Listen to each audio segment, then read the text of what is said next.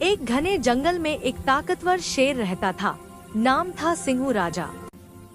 सिंघू राजा खुद को जंगल का सबसे बड़ा और ताकतवर मानता था।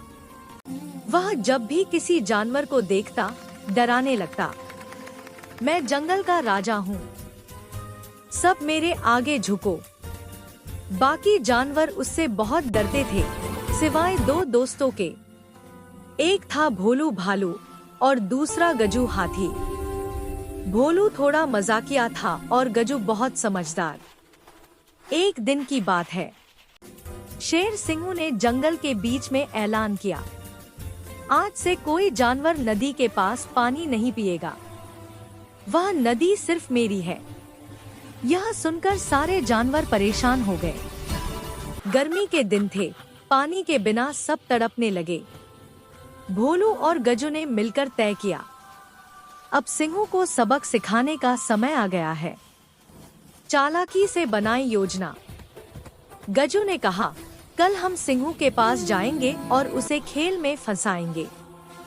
भोलू बोला, और फिर उसे उसकी गलती का एहसास कराएंगे। अगले दिन दोनों सिंघू के पास पहुँचे। भोलू बोला, महाराज, हमने सुना है आप बहुत ताकतवर हैं। क्या आप गजू से ज्यादा ताकतवर हैं? शेर गर्व से बोला, बिल्कुल, मैं पूरे जंगल में सबसे शक्तिशाली हूँ। गजू ने हंसते हुए कहा, तो फिर चलिए ताकत की परीक्षा हो जाए। जो जीतेगा वही असली राजा। ताकत की परीक्षा। शेर ने चुनौती स्वीकार कर ली। पहला राउंड था रस्साकशी, टग ऑफ वॉर। एक तरफ सिंघू और दूसरी तरफ गजू। पर भोलू ने चाल चली, रस्सी के दूसरी तरफ एक पेड़ की जड़ बांध दी और शेर को लगा वह गजू को खींच रहा है। वह पूरी ताकत से खींचता रहा, पर पेड़ तो हिला भी नहीं। थककर गिर पड़ा और सब जानवर हंस पड़े। दूसरी परीक्षा, नदी पार करना।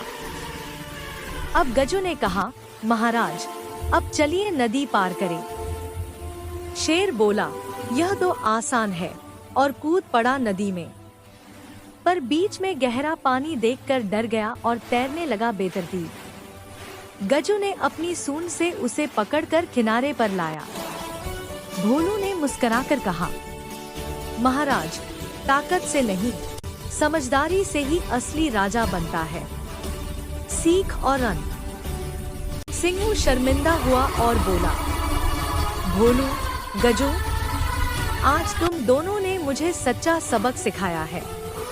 अब से मैं किसी को नहीं डराऊंगा, सबके साथ मिलकर रहूंगा। उस दिन के बाद जंगल में शांति छा गई। शेर, भालू और हाथी तीनों अच्छे दोस्त बन गए। कहानी की सीख, असली ताकत दूसरों को डराने में नहीं, बल्कि सबको साथ लेकर चलने में होती है।